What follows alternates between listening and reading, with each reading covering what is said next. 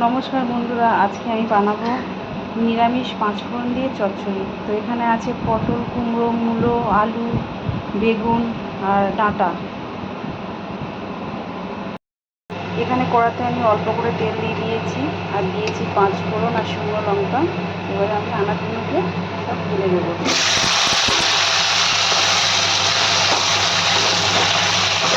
দিয়ে ভালো করে নাড়াচাড়া করে হালকা একটু লাল করবো।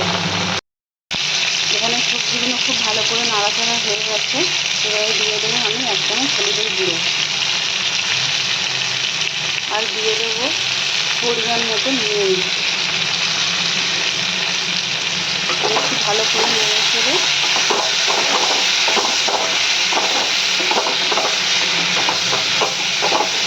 এটার মধ্যে আমি সামান্য একটুখানি জল দেবো, একদম সামান্য, দিয়ে ঢাকা দিয়ে দেবো।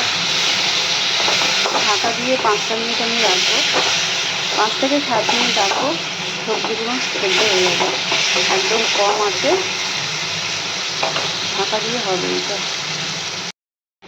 এখানে সব সবজিগুলো খুব ভালো করে সেদ্ধ হয়ে গেছে। এবার আমি দিয়ে দেবো এর মধ্যে 1 চামচ চিনি। এটা একটু মিষ্টি মিষ্টি ভালোই লাগে খেতে। আর দিয়ে দেবো এর মধ্যে কিছুটা পরিমাণে ধনেপাতা কুচিয়ে রেখেছিলাম, ধনেপাতা দিয়ে দেবো।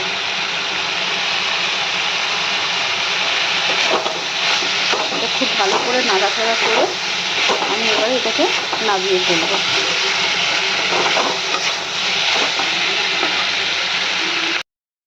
তো বন্ধুরা, আজকে আমার নিরামিষ চচ্চড়ি একদম কমপ্লিট। দেখতে কত সুন্দর লাগছে দেখুন আপনারা। বেশি ঘাটেও নি, অথচ সব ঠিকঠাক রয়েছে। খেতেও খুব সুস্বাদু হয়, বেশি তেল মশলা না। তো আপনারা বাড়িতে বানিয়ে খেয়ে দেখবেন ঠিক এভাবে। ভালো লাগলে লাইক করবেন, শেয়ার করবেন। আজকে আমি এখানেই শেষ করছি। ধন্যবাদ।